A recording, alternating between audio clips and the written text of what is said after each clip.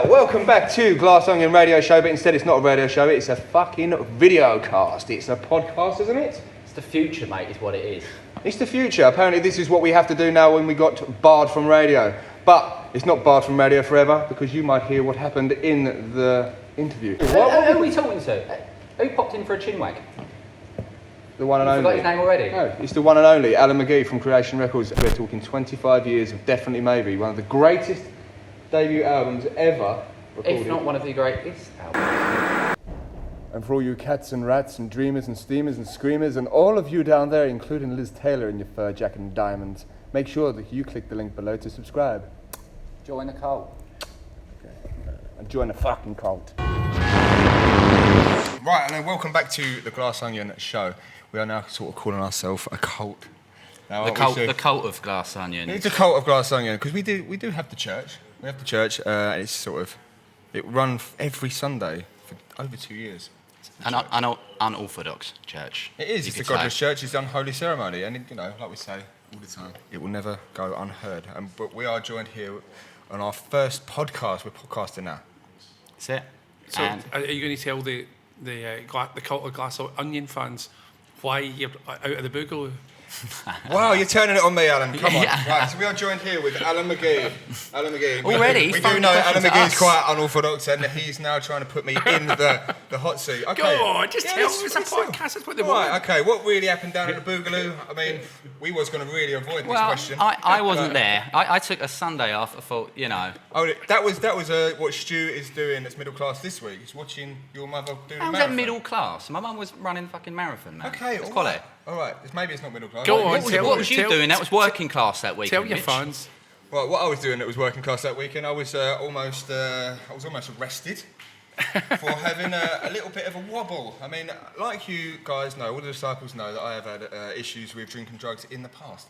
And it did come up to sort of bite me on the arse again that fateful weekend. While Stu weren't there, it's lucky that Stu weren't there, because he would have got no lips. He would have had no lips left. Maybe I would have given you a slap when I say, right, okay. Well, Calm down. maybe. But Have a pint of water. I mean, what happened was... You went mad. I went mad. Yeah. The night before, there was a ruckus in my flat, and I was climbing the walls half naked with some weaponry, and the house was going all over the shop. Yeah, I'm not going to say what Make it it was. sound like you got nunchucks or something. It was a kitchen knife or something. No, look, and then I was rescued by one of our co-hosts in the past. I ended up going in an unmarked police car up to the farm, the farm, man, and I was inebriated. I was knocked out onto a sofa. I then was dragged up from the sofa. A few hours later, I was completely out of my depth. Alan, you've really put me in this. Come on, it's a good show. You got to give. And so, yeah, I ended up getting dragged up to the show. I got dragged to the church that morning to carry on what you'll remember as the last show down at the Boogaloo, which was the great Ray Hansen from the Hypnotics. We'd done the show. And I'm not sure if any of you knew that I was actually on planet Mars that day. I was on some sort of medication to calm me down, and it didn't work. I was right. I was on a runner's high, mate. I was running along with my mum. You was waving flags. Waving flags at the sideline, not knowing whatever happened. And I'll tell you how we found out. I get tagged in an email. You don't even remember how. Like, well, you weren't even aware of anything that happened. Anything. Get that one quiet, didn't you? So, basically, the show went forward and it was cool. And then I come out and I literally had a bit of a meltdown. And I did decide.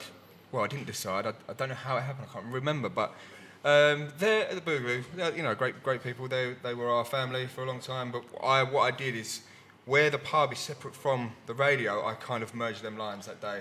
And you know what? You only had a wobble for a night. It's like, it's fine. I think so. When I had the wobble, it lasted 2 years. Do you know what I mean? You done good to get yourself out of it. It lasted for about 7 weeks. Did it? Right, all right. Really That's a bit more honest, you know what I mean? But you still did good to get out of it, and that's quite a short time. Yeah, it weren't bad. I went to the GP and we spoke about it. They didn't say to... What were you doing, just getting pissed? Yeah, massively, yeah. But it was like, I was taking all sorts of prescriptive drugs. Yeah. Some Class A's. Well, it's a little bit all or nothing with you. It is. It's always. But you're young. You're going to fuck up sometimes. It's like, but it was only 7 weeks. Don't beat yourself up too much. No, it was all right. I mean, I'll talk to Jerry if you tell me the factual story. And you want to go back. This is from the horse's mouth. Thank you, Alan. That would be fantastic. I mean, Jerry, I spoke to Jerry and it was really cool. He just said, take a break from the show. Yeah, You yeah. need to sort yourself out, and that's fine. It's Yeah, great. yeah. But leaving that show where it was, it was kind of like a third of the way through season 3. Yeah. To let all the guests down that we did book in, and some of them were great. Yeah. And this is why, I clung on to this interview for Yeah, dear yeah. life, because Alan, we No, but you know what, you'll be- went backwards and forwards about Yeah. dates, and I thought, Yeah. I can't let this so. Yeah. I had to have But- it was like a coup, really. But you might have a really good podcast, because it's like I've done a show with you now before. It was always more of a podcast than it was a radio show. I do a radio show. You were doing a podcast at a radio station. Do you know what I mean? Yeah. So you probably would do really well with us. Thank you. I think so, because we have no rules or anything like that. We kind of. No, I mean, most of it's well planned anyway, wasn't it? Well, But yeah, we decided to cling on to this one and make this the launch Yeah. for the cult. yeah. Because we was going to rebrand at season 3, our illustrious Luke Baker over there, all smoky-eyed. He told me to sort of hang on and let's just push it out as a cult as we rebrand and we change Yeah. lanes. And this is the change in lane. And the change in lane today is with you, Alan. We're going to be talking about the Oasis story with Alan McGee, because Yeah. it's so important, especially for our generation. Yeah. We grew up with that, and Yeah. we've always been a name. Right. Massive influence on Yeah. the music we listen to, and the story is incredible.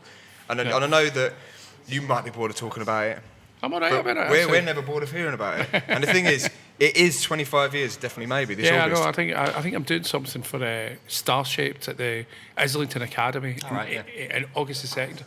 I can't remember when that album came out. I think it was at the end of August that album came out, actually. 29th of Yeah, August, yeah. And it is, And then that's 25 years. That sounds mad. That 25 years ago. we were just talking about that with Zach. It's crazy when you start looking at years as Yeah, I know. blocks. I know. Because 25 years prior to that was 69.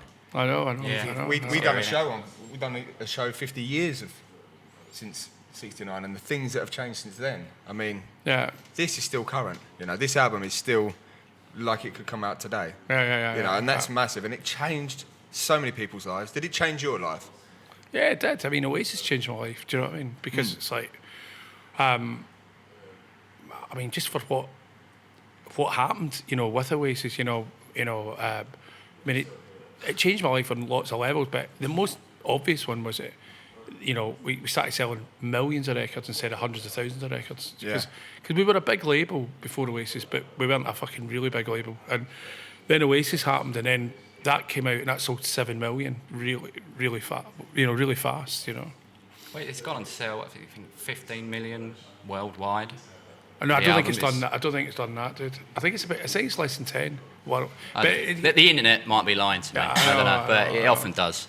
yeah, I know. So that throws your 3% of the Yeah. population out. And I Of think Well, no, I was going by I think it's around 7 or 8 million. I don't think it ever done that. It was only the first album. Apparently, I can't remember where I read it. I don't know, it might have been a quote from Liam, actually, I think. Right. So it might be slightly well, overhyped, it might be a little bit high from Liam, but maybe. But it didn't it shift something like 800,000 units in the first week? I think it kept that. 86,000 apparently in the first week. Yeah. So yeah, it was at the time the fastest selling debut album of all time. And it kept that record for 10 years. Yeah, so the Arctic Monkeys beat it, and then Leona Lewis, and then Susan Boyle. I mean, Doesn't that say a lot about How our does that make culture? you feel about music? You've got a computer mind.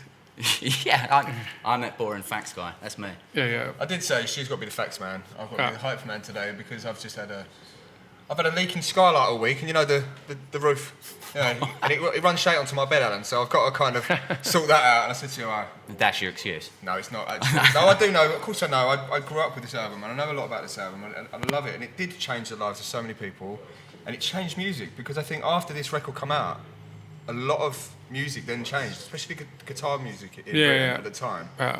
I mean, so when you signed Oasis, obviously you didn't know the extent of the fame and the popularity that it would bring. Mm-hmm. So when the first record, because obviously it got, was it 3 times they tried to record this record? Twice and and mixed then- it 3 times. Yeah. I mean, was you sort of worried that you made a wrong signing? Or? No, I was never worried about that I'd made a wrong signing because I knew it was a great band, but I was until you nail it, you're always a bit worried until you nail it. Do you know what I mean? You know, You were putting a lot of money into. well, the we recordings. put a bit of money into it. It wasn't. I mean, we've spent a lot more money on different other bands, but yeah, we'd spent the first 50 grand was thrown away really because we did it with Dave Batchelor, and we scrapped that completely. I mean, I might be wrong, but I think the only thing that lasted that from that session was Slide Away. Oh, wow. And then it was remixed, and I think more guitar was put on it by Owen Morris, but I think that might have been from the original session. But essentially, bar Slide Away, that whole 50 grand was just unusable. That the stuff we got out of that, first session. What studio was that at?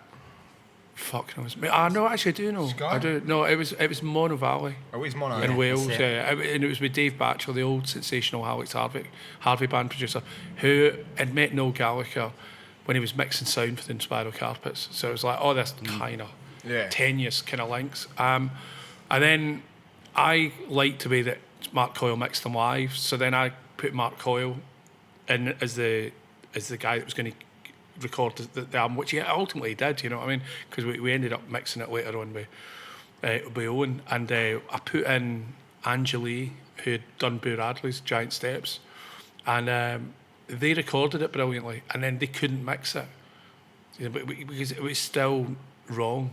Nobody could mix it right. I heard that Noel was putting like more and more guitar on it. No, it wasn't so much that. I just don't know. I don't really know why. And nobody could really get it right, you know. Is the it mixing. because they were separated? Because I did read it. No, they they weren't isolated. separated. No, that was the first. That was the one that we scrapped. When Mark Coyle did it, they were all in a little room, and they all basically battered it down, but they just couldn't nail the sound. And then we were kind of at that point. That was the most frustrating part. I was like, you know, I was worried, you know, and everybody was worried. And then Marcus, their manager, said, let's give Owen Morris a mix on spec. I went, all right, well, let's see if that can happen. And he was great. You know, he did a mix on spec. I can't remember what he mixed, but it might have been Rock and Roll Star. But I think that's in the film, isn't it? And we got it from that, you know. And then he'd send one mix that was great, and bam, bam, bam. You know, we got the album. You know, I think that was Owen Morris. I think in Supersonic they talk about the little box he had where he compressed it down and then he made it louder, and they were saying that on every jukebox around the country that It song was louder, louder than any other song on that jukebox. It was louder. I mean, fuck knows how Owen did it, but Is that subliminal or is that? No, meant it to was be? louder. It was louder. I don't know how Owen actually done that. You know what I mean? But it was that was going on. I mean, Oasis at that point, the jukeboxes were a big part of breaking a record. You know, there was about 700, 800 jukeboxes in this set of pubs, and it might even be more. It might have been 2,000-3,000, I think. And but yeah, I mean, they would come on, and Blur or Pulp or Ocean Coliseum would come on, and Oasis was. They were coming on there, and Oasis was coming on there. Do you know what I mean? Excellent. It was That's what just- you want, though, isn't it? You want to be right in the fucking face, don't you? You're really like, come on, Yeah. just listen to me. If you don't listen to it, I'll make you listen to me. Yeah. And that's what you want to be. You want to sort of be out there. And for that, if that wasn't supposed to be meaningful, then that's just incredible. Maybe that's what it pushed through the sort of cloud of what was going on. Yeah, man. It was good. I mean, it was Owen done great. You know. Did you ever have a launch party for the album when it was done? But I was in rehab when I was mixing the album. That's I was right. actually in rehab. I heard Do you know about what I mean? this when Supersonic was Yeah, released. that's when I was in rehab. So I don't. God knows. Did they have a? They probably had a party every night around that time. Do you know what I mean? Yeah. What was you in rehab for that moment for? Cocaine, booze, you know, the usual bullshit stuff. Do you know what I mean? You know. Is that the only time you was visiting rehab? That's the only time I've ever been in rehab. Yeah, thank fuck. What was that like for you at the time? It Obviously, was everything alright. was kicking off outside of rehab, and you was. Well, it was actually good that I did it at that point, because then what happened with Morning Glory and then all the other stuff coming up after that was much bigger than what I was missing. Do you know what I mean? So it was good that I actually sorted myself out in the long run. Do you know what I mean? But that's how I know about the relapse thing. My relapse was about 2002, 2003, and it was 2 years. So people can, like, when you fall off, sometimes it can be years. You know what I mean? Was there anything that triggered that relapse? It was stupid. It wasn't emotional. It was like I where was it? I was in the Caribbean at Christmas, beginning of 2002, and I said, because I'd been sober for about 8 or 9 years, and it was like up 90 or 90, yeah, and it'd been 90 degrees, and I went, God, I could really murder a glass of wine. And my missus, stupidly, because she was innocent about it as well, and she went, oh, you'd be okay taking half a glass. Oh, don't, man. I know. It happened in Amsterdam last year with me. And I had the half glass, and then I was like, only I knew my fucking little brain was going more. And then, you know, but 2 months later, it was like 2 bottles of wine, and then it was like, it just escalated. And then luckily, again, I stopped. Do you know what I mean? You know? Fuck, that is so close to what happened with I me think it's last the year, you know. Yeah, but I think it's the same for everybody. You know, you get into it and you just go, wow. Because there's like, I mean, they call it. I mean, I don't go to NA, so you know, I'm quoting one of my mates for NA, Jerry. You know, it's the he calls it the addict's mind. Do you know what I mean? You Oh, know? yeah. And I had to drink. You know what I mean? And because it tries to get through. You know, your addiction tries to get through. Oh, without a doubt. And it was sweating. My wee girl was, what age she be, about 1.5. And I was like, oh, I could murder a glass of wine. And then my missus, who was innocent, she's just, you know, a normal person, she's not an addict or anything, she would, oh yeah, you could have that.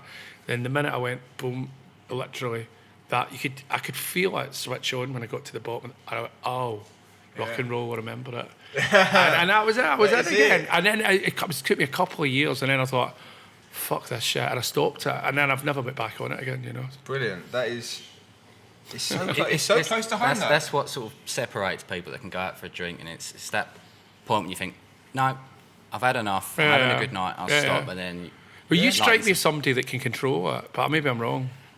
I used to be a lot worse. I'm better now. Right. I feel like I'm just maybe getting a bit older and a bit more boring. Yeah, I mean, you know, but I don't know you that well, man. But it's like you look as if you can control it a wee bit, you know, when I've talked to you.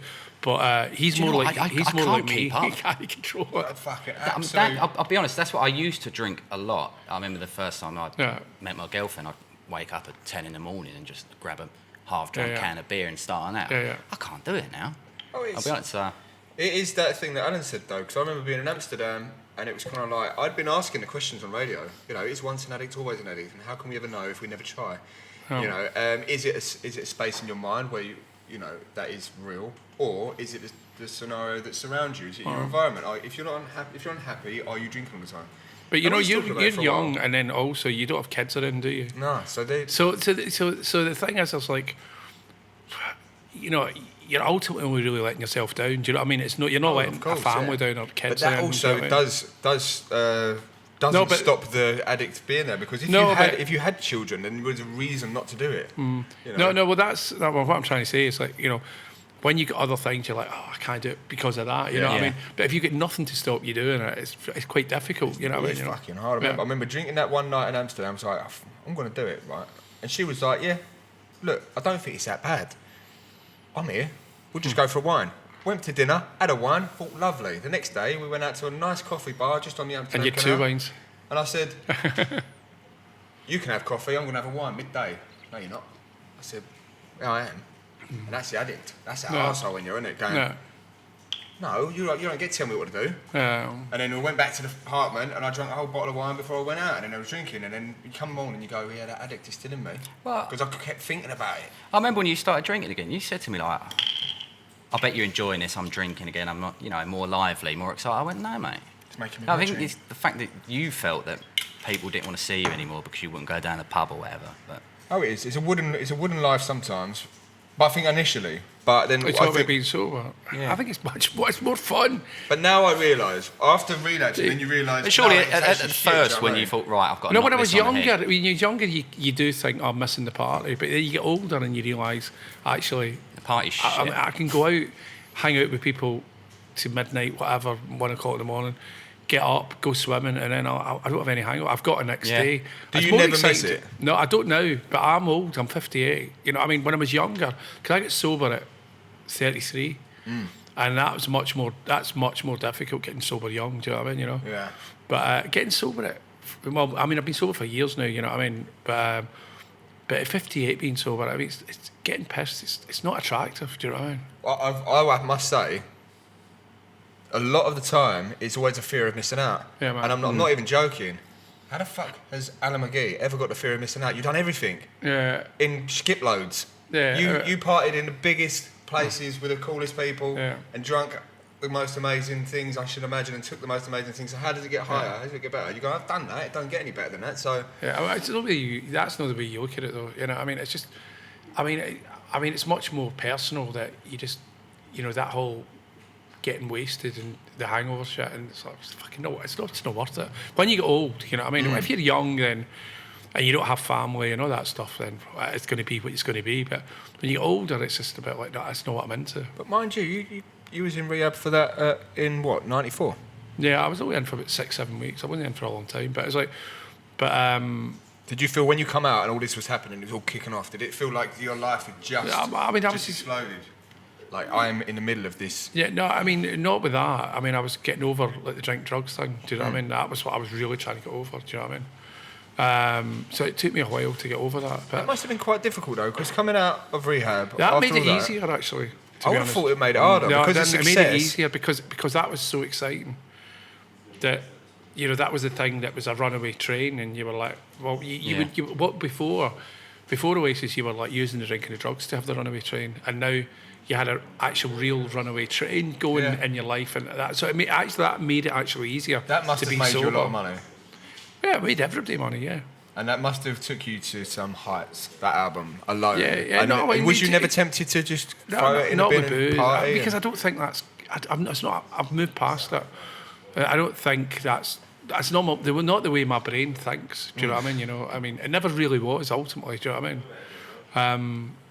So you know, I mean, I think maybe for a while when I was in rehab and stuff like that, I was thinking, oh, I'm missing the party with Primal Scream, not even Oasis. Do you know what I mean? Of course. Yeah. But after a point, you know, you get older and you just go, fuck, it's bullshit. I don't want to do that.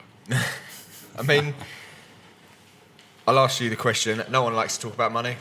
How much did that make you personally, that album? I've got no idea. It must do. Come on. Go on, show us your wallet. That's enough, man. It's got to be. I mean, Noel speaks openly about that. That made him, even with all the singles and stuff, it made him a multi-millionaire. It made me a multi-millionaire, yeah. But I don't know how much it made me. I mean, it was too complex because the records crossed. There was loads of different records came out at the same time. Do you know what I mean? You know. I say it was just one payroll, really, just off of creation. Coming I mean, we were doing good from the beginning of the 90s. We were doing pretty well. Do you know what I mean?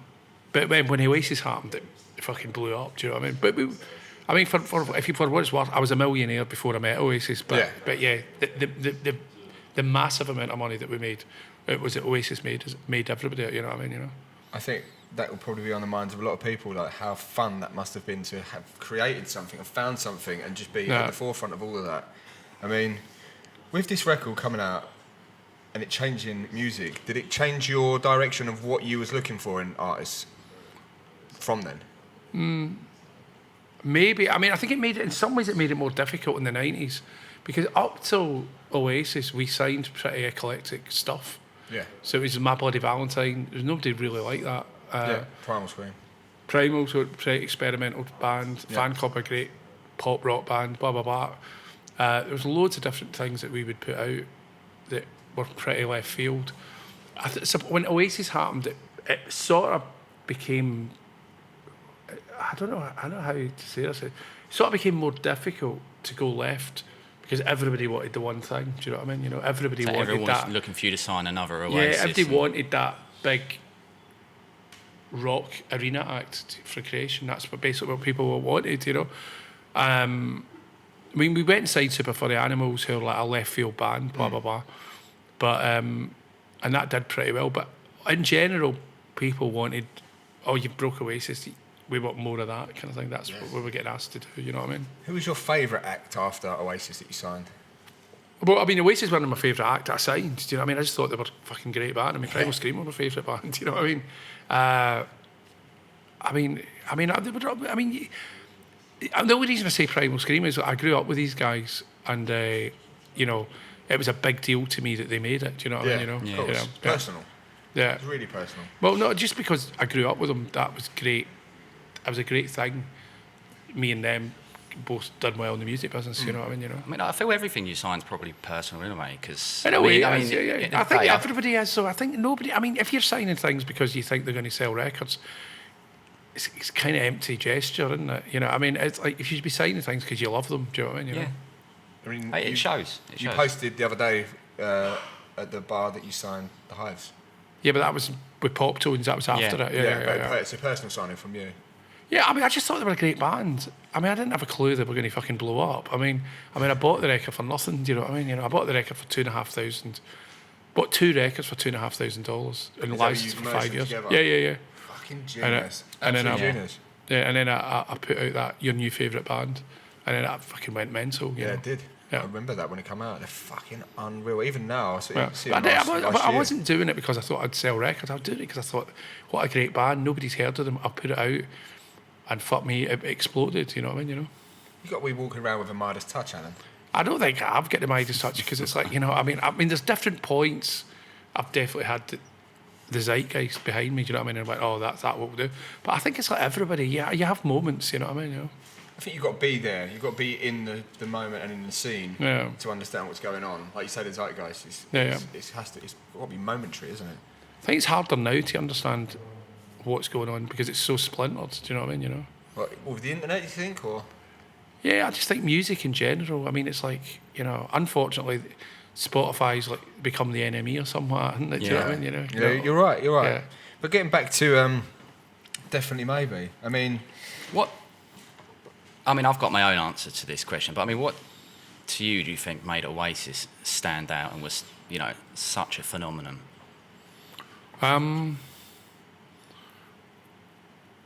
They're just big characters, man. They're great songs and big characters. Because a lot of people say, you know, they can relate to it, the sort of working class sort of things they're singing about. And yeah. I mean, to me, I always get that. I stick on one of their records and I get that feeling like, I feel the absolute bollocks right now. I can go out and fucking have it. I don't feel like any other band does that for me. Yeah, man. Well, it's a soundtrack to Sniff Charlie too, for a start. I mean, how many lines have you had listening to that? I've had a few. I might have used a CD case at one point. It's the soundtrack to a night out, man. It is. It is. And it's also a soundtrack of like a working class life. They even crept a bit It's an honest record, man, isn't it? It's an honest record. They even crept in a nod towards it's one of the greatest debut albums ever released. By any band. Yeah. It is one of the greatest because it did change. It was like a fucking benchmark, wasn't it? It was a cornerstone. It changed guitar music for Britain. Yeah. You know, and you could see that on the moment after this record. Yeah. You know, and it changed pop culture, I believe. The way that people fucking walked even or fucking talked. People, the way they dress or cut their hair or the guitars they were buying or the chords they were playing. It's fucking nuts. And there's only a few records, well, there's lots, but there's only a few records really in this country that you can go, right, that was it, do you know what I mean? That was a turning point, and that was a turning point. And that must be great for you to have your name stuck on this, you know? Yeah, it's good to, yeah. You know, I mean, did you feel responsible for this, ever? For some people are too modest, do you know what I mean? No, I don't think responsible is the right word for it. I mean, I was glad that it came out in Creation. Do you know what I mean? You know, I mean, I'm like, great. I mean, what a band to fucking be involved with. You know what I mean? I still love them. I still love Oasis. I love Oasis more than I love the solo careers. Do you know what I mean? By a long way. Yeah. Do you know what I mean? Yeah. You know, so I still think Oasis are great. You know what I mean?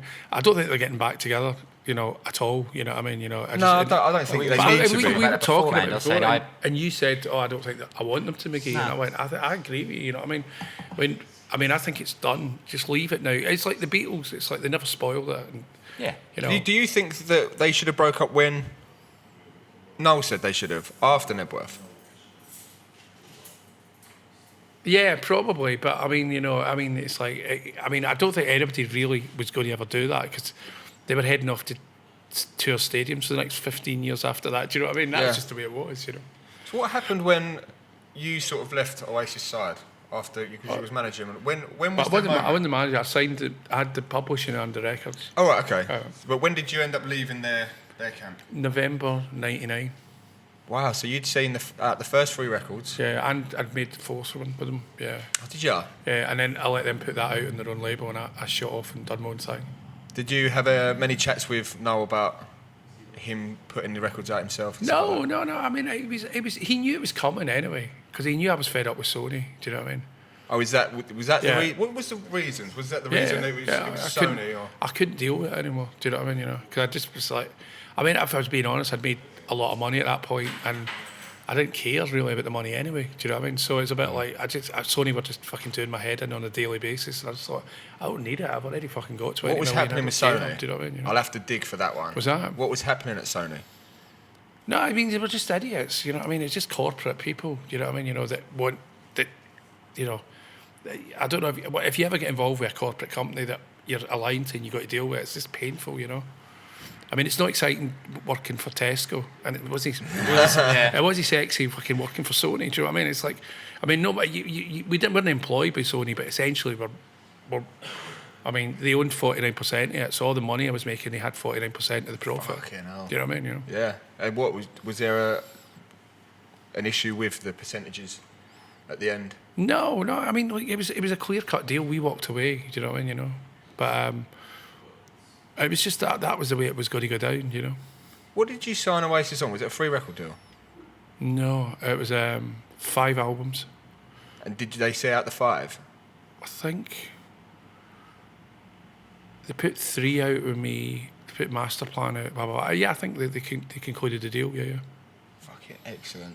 That's mad, isn't it? And also, did you work with any of the artworks and everything that was going on there? No, I mean, that was a guy called Brian Cannon that done that. Micronaut. Yeah. And was it Michael Spencer Jones as well? I think he did the photos. Yeah. They're fucking iconic, especially with all like the Verve stuff like that. It's just that's Noel would put that all together. I mean, he was the one that brought Brian in, and he brought. Brian's talented, and he brought Michael Spencer Jones in as well. Yeah, you know? amazing. So he was good amazing. at pulling people, and he got Creation, he got Microdot, he got Michael Spencer. He got good people doing different things for him. Do you know what I mean? You know, it's all iconic. I see this recreation at the Chasing the Sun exhibition where you could walk in. Did you ever go to that? Was that the one in Brick Lane? Yeah. Yeah, it was good. Yeah. And you could take a photo in this living room. I don't know how much of that was the real deal because I heard that Bonehead had taken the windows out of the old place and he'd like all these stained glass windows he'd taken out because this was his living room, wasn't it? Or his mum's living room. Man. And he was living in that house. It was quite funny. He told me a few stories, and this was at the height of them doing Main Road and stuff like that. You know, like 40,000 people a night, and he would go back to stay in that house, and then about 2 or 3 in the morning, Scallies were coming and banging his door and winding him up, and Bonehead would be chasing him down the road with a hammer. Do you know what I mean? You know. It must have been pretty like mad because it was a mania, just like the Beatles thing. Yeah, man. Yeah. I mean, even it's only happened a few times, I think, in music. I mean, the Beatles, the Stones, obviously Oasis. Then you had like more pop acts, but in terms of rock and roll, I mean, that's fucking great to be able to put rock and roll back on the map after the 80s was shit, man. Like, it wasn't that bad. I mean, everybody's got it down for the 80s, but it's like if you were doing music in the 80s. And you were cool, like Creation was cool. I mean, it was pretty good, to be honest. It was like, there was us, there was Factory, good bands. We were working with some good bands, House of Love, but this is My all Bloody like late Valentine, 80s, Primals were getting it together great. Yeah, but even early 80s was good. I mean, it was like post-punk. It was great records. It was like, Glasgow was cool. Glasgow had Orange Juice, Mary Chain, Simple Minds, good bands. I don't mind Simple Minds. I think Simple Minds are alright. Man. Simple Minds are alright, man. I think you just listen to too much radio, man. It's just I don't listen to too much radio, but it's just the 80s. I've always liked the 60s. I thought the 60s were like cool, sleek, energetic, change in the air. Yeah, well. 70s was more like, we sort of found our stamp with, the death of the hippie movement and all that, and the Stooges just pushed through, and it was more sort of punk. It was more glam aggressive. and punk. That was the 70s. Yeah, I mean? it was more sort of, It was all right, though. I mean, I mean, people slag the 80s off because they think it was Kajagoogoo and Eurythmics, but it was the Mondays and, it was the Mondays and the House of Love and the Primals and the Roses. They all came out in the 80s and they're good bands, I liked the 80s. I'll have to ask you, because I keep asking him to try and track this geezer down. Do you know where Lee Mavers is? Yeah, I do, yeah. Whereabouts is he? Where's he hiding? In his house in Highton that he's lived for 25 years. Because there was a book, wasn't there, like Searching for the Lost Lars or something like that, and people just try, like, because he just keeps very quiet, and this guy's the genius, And yeah, I mean, he's, I don't think he likes doing interviews around, you know what I mean, Is he all right? Is he well? Well, I haven't seen him for about 4 or 5 years, but I I'm sure he is, yeah. Oh, fucking genius, man. He's probably just enjoying not being in the limelight, isn't he, mate? All right, well, don't chase him down. He Nah. must be left alone, I guess. We just wanted to know about it, 'cause I love the Lars. But with, obviously, Britpop, do you believe Britpop as a, I don't know, what would you call it? Like a buzzword, I guess. It's a phenomenon. I guess so, yeah. I don't know, really, but I know there's a lot of people that don't like that word. Do you like that word? Do you use it? Britpop. I use it, not out of love, just as to say, well, Britpop, it made us all a load of money and it was a moment, blah, blah, blah. Do you know what I mean? You know? Well, it's real. It did happen. Do you know what I mean? Yeah. Do you think it started where everyone thinks it started with the Roses? No, I think these bands were. I think you've got it the wrong way around. I think Manchester happened, right, and that was the Roses and the Mondays.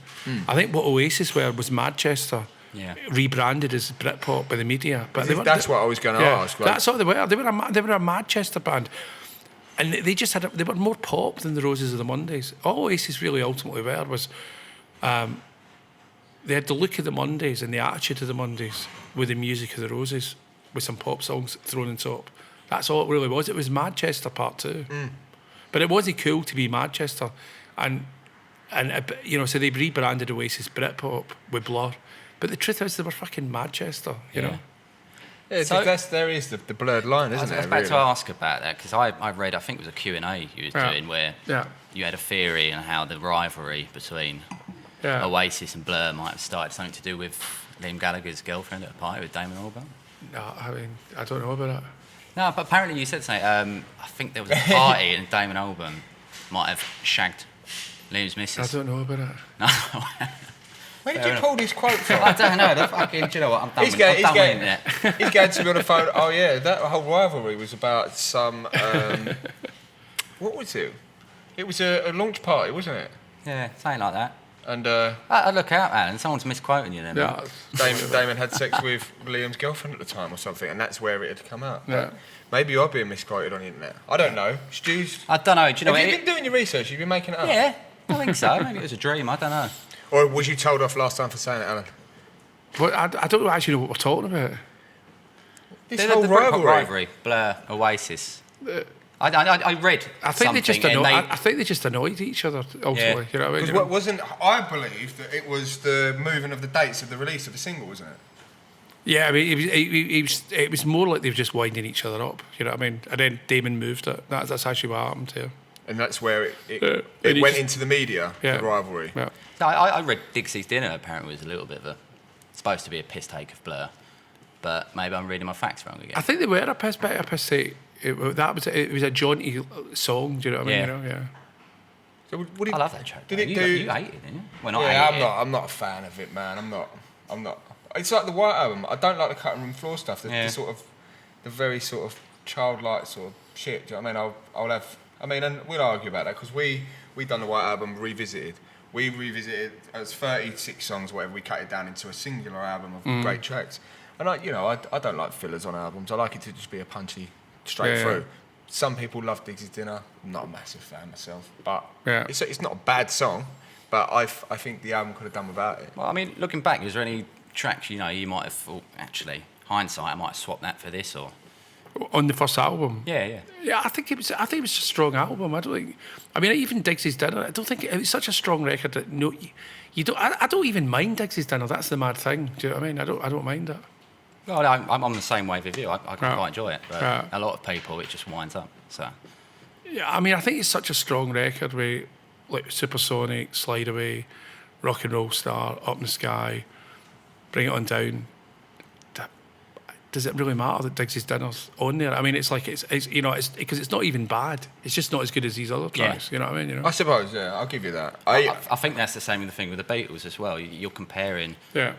They're not as good songs as they're absolutely Everyone's phenomenal got their own songs. views, man. Mine are usually unconventional. It always kind of wound me up a little bit about the record that it didn't start with Columbia. I thought that's such a great intro. Do you know, That's such a great disagree. intro to any album. That's sort of like logged in. Yeah, I there, mean, isn't Columbia it? was great. I mean, Columbia was. I think I told you this when I done your radio show. I mean, Columbia was the reason that I got involved in it. Do you know what I mean? You know, I mean, that was such. I mean, when I listened to the demos, when he gave me the demos, Columbia was a track that I loved. Do you know what I mean? You know? Was it an instrumental at that time? Cause I think No, Noel said it used was to be pretty close to what came out. You know what I mean? You know.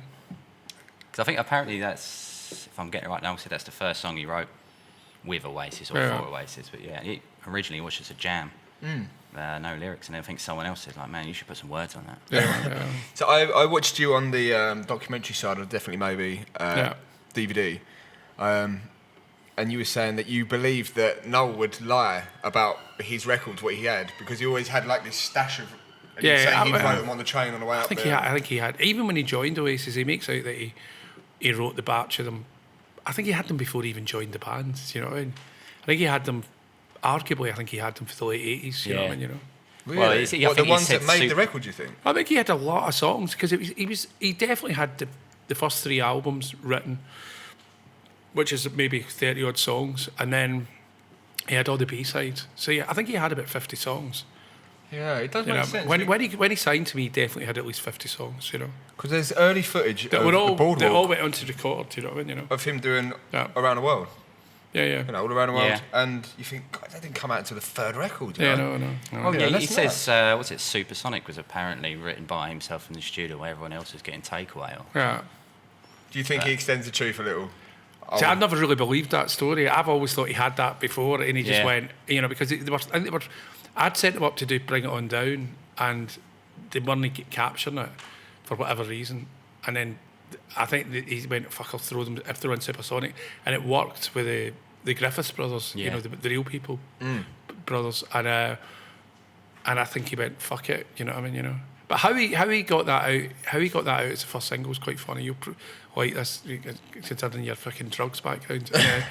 And it was one night about late. It was late January, I think it was, and I know it's cigarettes and alcohol, but it's fucking non-alcoholic wine. Yeah, that's good. Really? It's good. You got it back then, non-alcoholic wine? No, you've got non-alcoholic wine, and then anyway, and so they just we couldn't Bring It On Down in the studio. We couldn't nail it, and then he goes, oh, come on, we'll do a line of coke, and we done a line of coke, and then he went. He put on Supersonic and he went, oh, it's amazing. And I went, yeah, it's amazing. He went, it's got to be the single. And I just done a big line of coke and I went, all right, you know what I mean? That's how he got it past me. Do you know what I mean? You know. Was there many choices and decisions in your life like that? That would just spur the moment? No, that one was. We used to joke. It was around that time, 1994. Tim Abbott was there, and like, I think Tim Abbott got Bobby Gillespie to agree to. You know, the Confederate flag as a sleeve to give it, we don't give it up, off a line of Charlie. Do you know what I mean? Do you know what I mean? So, excellent. I mean, you must have some crazy stories from back then. No more than anybody else. I mean, we were just in a great place with a record label. Do you know what I mean? So all the stories become a bit legendary because records come out and sell, and they become part of people's life. But I mean, everybody that's leading that life, you could be like you could be a baker or something like that and still have great stories, you know. You've always been an advocate for great stories. In terms of, you know, even in the Supersonic film, you know, they explained how they were kind of shitting themselves, telling you that they'd been chucked off a ferry, and you was like, brilliant, brilliant. Is that because you know that this sort of behaviour and this punk attitude, you know, it obviously does, it is, you know, it does work wonders, really. For, you know, it has done. But I learned that way back in the 80s when I managed Jesus and Mary Chain, and we'd get more publicity, and our career would go further by not doing the show and getting banned. So when he said, "Oh, we've been thrown off the ferry and arrested," well, I've not been, but they've all been, sort of thing. That's what he was telling me, and I was like, brilliant, because I knew we could blow the story up, you know. Do you feel like that with the rivalry as well? That you could sell the story? I don't think it. I know that's unfortunately, Mitch. That's fucking real. Unfortunately, do you know what I mean? You know, I mean that's not somebody spinning the plates. Which I was back in the day spinning the plates for them. It's not like that anymore. Do you know what I mean? You know, they're actually really. I think Liam loves Noel. I think Noel's upset. You know what I mean? So it's just the band. You know what I mean? You know. Yeah, because I think a few people. I think Liam's upset with Noel. I mean, they're upset with each other. You know what I mean? They're brothers, man. You know. I mean, I'm not sure as the sibling rivalry helps sell the records, but it does help. No, I mean, I don't think. I mean, like, it's just. I mean, it's. I mean, there was that, you know, the single that came out with the magazine, the Sibling Rivalry, you know, and that was was a Wibbling rivalry. Wibbling It was rivalry, hilarious, you know, and people loved that, and they, you know, I know. and that's every front cover of every magazine. Well, where probably they sort of there strain is each some other kind of benefit that they're always in the fucking papers. I think there's a Channel 4 thing coming out that I've done an interview for some TV show. I think it's out this Thursday, 10 o'clock in Channel 5, I think, because the producer said it's coming out yesterday or the day before, and he said, "Oh, you're going to be on the TV on Thursday night, McGee." So they're actually making TV programmes about these guys fighting. Do you know what I mean? You know. Well, that's the thing. They've done it before with Hellraiser's Rock and Roll. You know, that sort of attitude and that behaviour, it does sort of like open people's eyes. And you know, do you think it is beneficial? I mean, even with the Blur and Oasis rivalry, did you sell a lot of stories? Did it help the career further? Did it sell the records? Yeah, I mean, it obviously the Blur Chart thing. showdown, wasn't it? Yeah, the Blur thing elevated the band. You know what I mean? You know. But even then, they hated Blur. That wasn't an act. Do you know what I mean? You know, they obviously they're all mates now, but back in the day, they hated them. Do you know what I mean? You know, maybe a wee bit unfairly. Maybe a wee bit unfairly, because Blur weren't really that bad guys. I know some of the Blur people, and they're pretty nice people. You know. I mean, they've all made up now. They're on stage playing together and doing things. And I think that's great. You know, I think that stuff does sort of, you know, push the agenda a little bit, especially for, you know, people wanting to either be part of it or against it. You know, there's Beatles and Stones and stuff like that. And you know, even in the Live Forever documentary, when they were talking about, you know, they haven't seen a chart showdown like this since, you know, the Beatles and Stones fought out. You know, it's on the 10 o'clock news. You know, you've got like Damon Albarn sat there talking to the people about it. You know, it's crazy. And he didn't really talk about it much in the documentary, but I think there were probably more underlying things that the press didn't leak or like let on. I mean, is there anything you can share with us about the chart rivalry during this? What exactly do you want to know? Well, is there anything underlying that you know that the people might not know about what was going on then? No, I mean it just was. That's what it came down to. That's why they all fell out ultimately, because it's like, you know, they were slagging Blur off. Damon moved the date. You know, they went to war. Blur had the #1 record.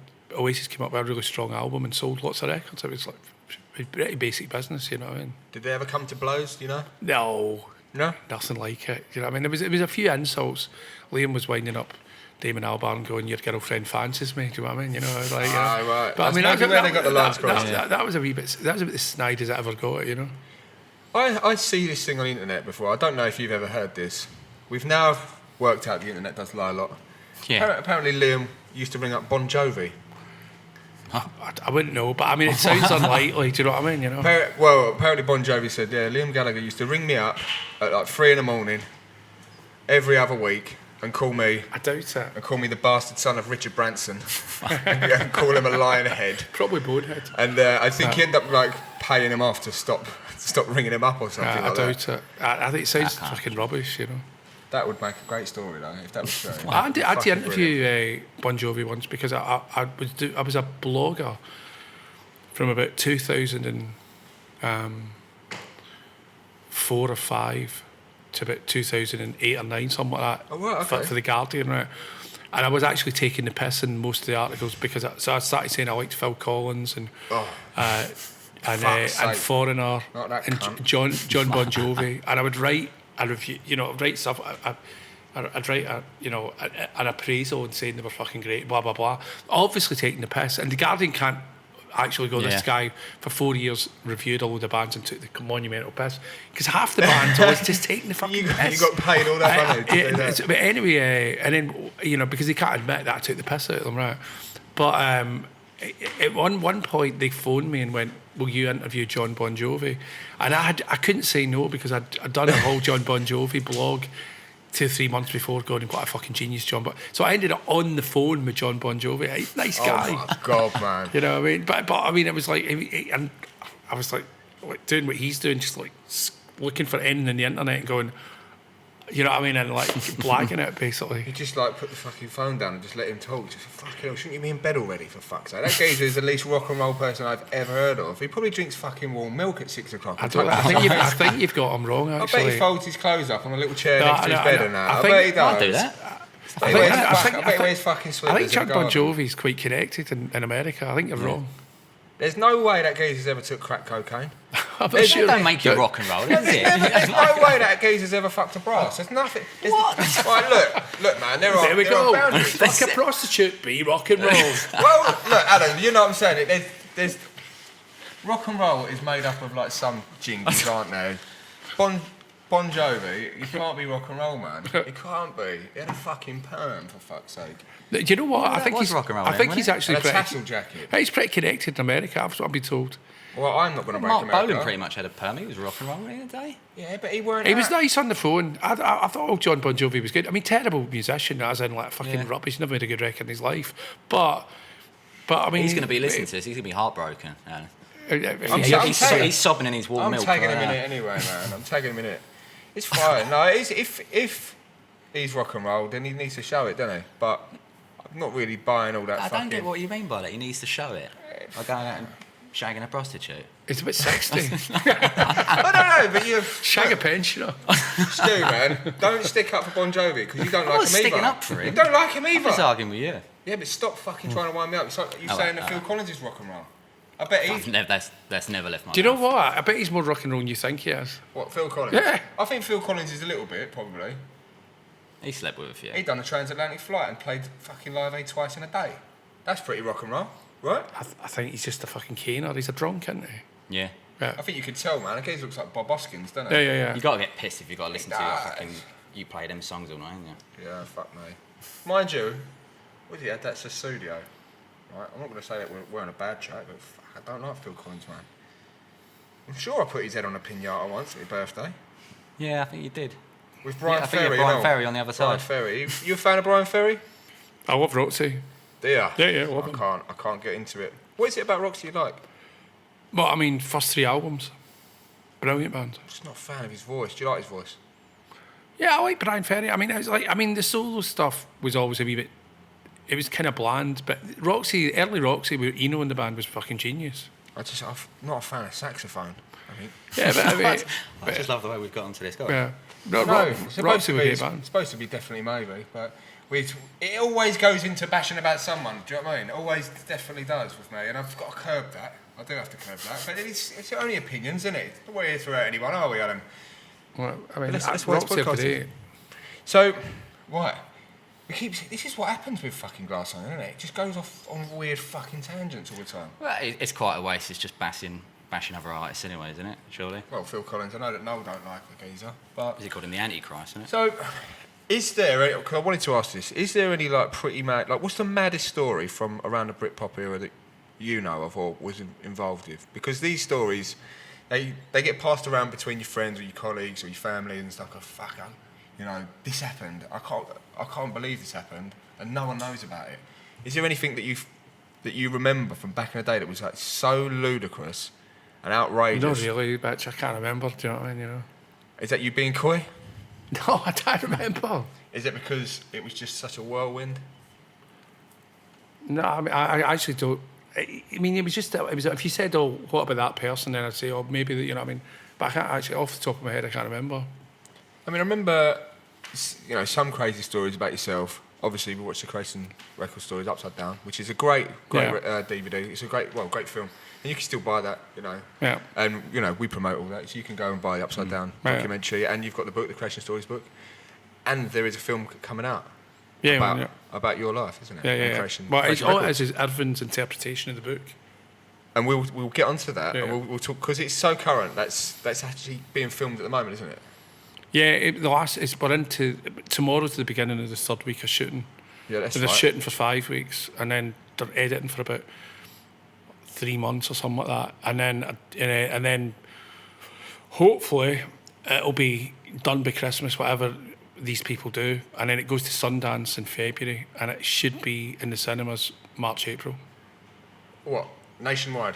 supposedly. Yeah. It's not going to go to just arts picture houses or. I've no idea. I mean, I suppose it depends on how good it is. You know what I mean? You know. There's a big resurgence of this thing. I mean, because obviously they've done the Supersonic thing, and Liam's just had another film, isn't he? Yeah, it's brilliant. I got that actually. I bought that on iTunes. It's good. Did you not go to the premiere? No, where was it? I was in Scotland doing something. It was on a Thursday night, wasn't it? Yeah. I mean, I didn't make it, but I've heard good things about it, and there's a big resurgence of all that sort of stuff, and it's important because it's such a fucking great time, especially for music and stuff like that. And the story, I've read the book; it's fucking great as well. Yeah. But talking about stories that are so fucking ludicrous and mad, was there anything from the book or from any of your life that was left out purposely? Because biopics sometimes they're like, oh, you mean with the film? Yeah. Sometimes they're like, I don't want that in a film. I don't want the public to know. Or no, I mean, it's everything. I mean, it's pretty edgy. I mean, it's like, he's, there's some mad stuff. I mean, hopefully this gets actually taken out. Not because, it's just because I don't agree with it. I mean, it's like he's got, him and Dean that are doing it. There's a bit in it that I say something about Sherry Blair and how I think she's really fucking ugly, right, supposedly. And I don't. And the joke is, when I met Sherry Blair, I fancied her, right? Really? I thought she was good looking, so I don't even fucking think it. And they've got me in the fucking films, going, like it'd be like it's a joke me saying this, but but fucking Sherry Blair, she's a right fucking munter, supposedly, right? And I don't think that, you know what I mean? But I mean, I've said to the producers of the show. I said, the film, I said, that's Dean. Dean really has a problem with Sherry Blair. And I went, I don't want that. But it's like, but I'll probably, knowing my luck, it'll probably end up in, and then I'll probably run into the Blairs at some point in the future, and they'll be gutted. They'll be gutted that I've slagged his wife off, and I don't even fucking think it. That's the truth. But there's loads of that in it. But if I think it, I don't change it. So there's loads of fucking people are getting pelters left, right, and centre. Does the film end where it's just that book? It's just isolated that book? No, it's not. It's the creation story. It's up to. It's the creation record story, if you know what I'm trying to say. It ends in the end of '99. Brilliant. So that means there's no libertines in it. There's no Courtney Love in it. There's no Joaquin Phoenix in it. There's none of that stuff. Do you know what I mean? It's in the book at the end. You've got to push for a follow-up, Alan. Yeah, I mean, it'll be what it'll be. I mean, if it does well, then who knows? Maybe there will be a follow-up. But I've never thought it was going to be a hit, but I'm starting to think it might. I don't know if it could be a hit, but I think it might be successful. You know what I mean? Yeah. Just because there's such a. But you saying there's a real buzz on your film? I think there is. There is. It's a massive resurgence, and it is like it's strange. Even with even going to sort of BDI gigs and stuff like that, it's apparent that it still reaches younger people. You go to all these gigs from like the older sort of Britpop era, it's still in tune with the youth today. And they still want it and they still love it. And when Supersonic come out, you see all these people still got it. And we call them like the biblical people because it was coined biblical by Liam. And then all these people are now hashtagging it, and it's younger people that want to be like that. I mean, I was like that fucking back in the day. I remember going to a Richard Ashcroft gig. I turned around. I mean, I had the haircut and the fucking clobber on that. I remember turning around and going, for fuck's sake, I feel like a tit. Do you know what I mean? Yeah. There's a sea of bad haircuts in here, so I just didn't have my hair like that no more. But I was too old for it anyway. And then when you turn around and you look at the younger people today, they're getting into it because it isn't just the music. It's a style. It's a fashion. It's the way they are. It's their attitude. And it's cool. Britpop has got an attitude behind it. And I think that people do love that, and I think the film will do well. Oh, yeah, maybe. I hope so. I mean, it could do well just because I've read the script, and it's fucking great. Irvin's done a great job, It's really funny. So you got Ewan Bremner playing you? Yeah. I mean, lots of people are freaked out that I would think that's a good idea, but he's such a great actor. Oh, he is. Do you know what I mean? I think he'll do well, actually. I mean, can you leak any information of who else is playing who? No, I mean, there's Danny Boyle's producing it, Nick Moran's directing it. He might play Malcolm McLaren, fuck knows. We want him to. But he's directing it. Irvin and Dean are script writing it. Ewan's playing me. Suki Waterhouse is playing the LA reporter. Who else is in it? I don't know who's playing Jimmy Savile. Jimmy Savile's in it? Yeah.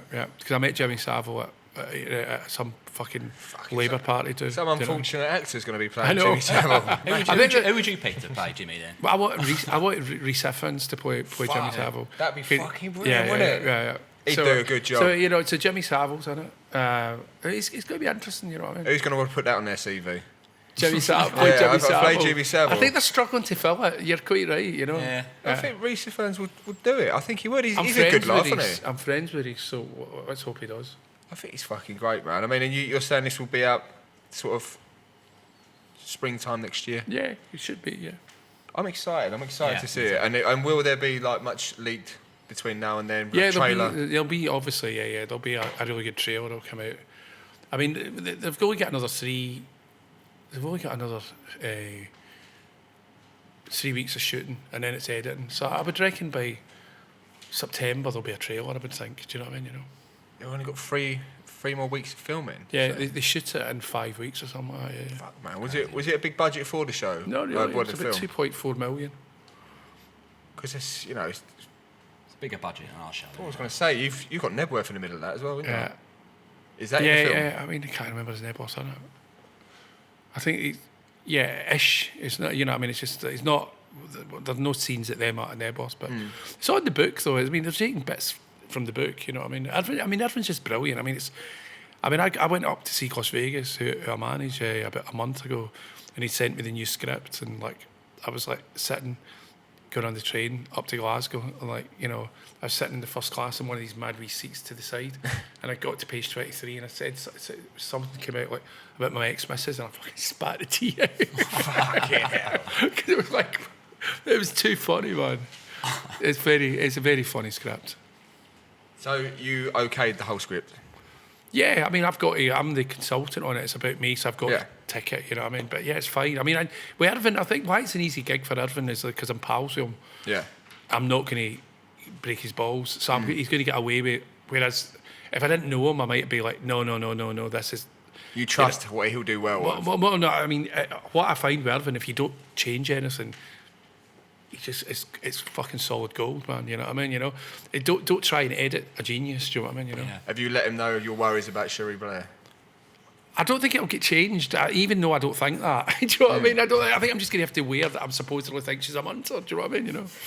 You'll be probably asked by some, you know, Look, every some fucker. journalist. No, every fucker gets it in that book, in that film. Evan Welsh is dishing it out. So you know, I mean, I get it more than anybody. It takes a monumental piss out of me. It's very funny. Are you still linked with like the Labour Party and stuff like that? Not really. You know, I mean, you know, I haven't been involved with it for quite a long time. Do you know what I mean? You know. So you just, how did that sort of fizzle out? Did you just walk away? Yeah, you done what you did. I got fed up with it. So you don't have Tony Blair's number in your phone? I don't have his number. I mean, I saw him about a year ago or something. I was going to say, we could call him up, Alan. We could call him up. I wouldn't introduce him to you. Why not? Why not? I mean, I don't mind Tony Blair, and I'll say that on camera. I don't, but a lot of people hate him. No, they do. I mean, it sounds stupid, but I just wish he hadn't bombed Iraq, because it's like, if you take away the Iraq thing, he was doing all right. Yeah, Mum.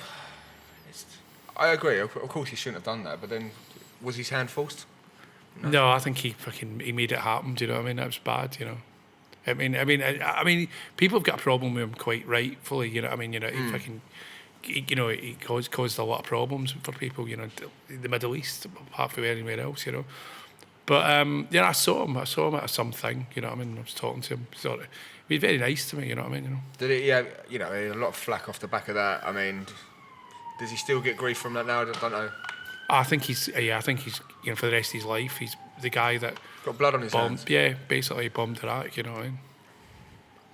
I wish he hadn't done that, because it's like, you know, because America doing it. No, I think it was his ego. Yeah. Do you know what I mean? I think it was his ego that he decided that he was going to try and become a bigger player than he already was. What would have happened if he didn't, though? What if, like, I think Blair would have been a legendary Labour guy, because he'd won 3 general elections. Yeah. He'd won 2 at that point, and he was going to win the next He'd one. done all right for the country whilst he was in power, and until the war had happened. And we've had like many a Barstool preaches about these things in across the country. Yeah. I'm just a bit confused whether, you know, as an ally, maybe you have to, your hands are forced for things like that. Yeah, I agree with you. I mean, I think he was, you know, he probably didn't actually have that much choice, but he definitely went in there singing and dancing, didn't he? Do you know what I mean? You know? Yeah. It was an agenda. Yeah. Which is a shame. But we don't talk of much politics on this show because we're not that. Because we're a cult, man. Yeah. I think so. Quick question. Yeah. So, 20th anniversary. 25th. Yeah, I know it's the 25th. I'm going back to 20th. They remastered it. I was going to ask you how you feel about it, because the Beatles must do that every 5 years, remaster their albums. I mean, I don't have any financial stake in it anymore, because I had the publishing on these records up to 2011, and then it reverted back to no. So it's not for me to say whether the business-wise they should do anything. People doing it. I mean, what is already a classic album? I mean, Liam put out on Twitter when that happened, why are you remastering something that's already been mastered? And I mean, that's just, it's not so much Oasis, that's just everybody remastering the remaster. Do you believe that there's a real point behind remastering stuff like that, or just leave it as it is? I think sometimes there is, but I mean, remastering the remaster. I mean, sometimes people. I mean, I think these records have come out 4 times now. Yeah. So you know, is there going to be another one in August? Is there? Right. Well, is there? I'm asking you. Do you know? I have no idea. So you won't be coining it in after 2011? Yeah, I mean, no. I mean, I had the publishing on all these records up to 2011. I had the publishing from 94 to 2011. So I had a really good piece of it for a long time. Yeah, you know, of course. 17 or 18 years. You know. Of course. Was it very noticeable after 2011 that it left your side? No, because it wasn't that much by 2011. Do you know what I mean? You know, because the record sales were kind of like, you know, not there. Do you know what I mean? But yeah, I mean, it was always nice. You know, I'm Scottish. Oh, of course. Well, thanks for joining us today, Alan. Brilliant, man. Yeah. Would you mind signing the record and a book for the show? Yeah, of course. Yeah. Excellent. So, is this the record? That is the record that we need to sign. Do you want me to and give me a but I've pen? got a pen, but we will do that off of All there. right, man. All right. But thanks, Alan. It's been an absolute pleasure again. All right, mate. Thanks, man. Be good, man. Till the next time. All right.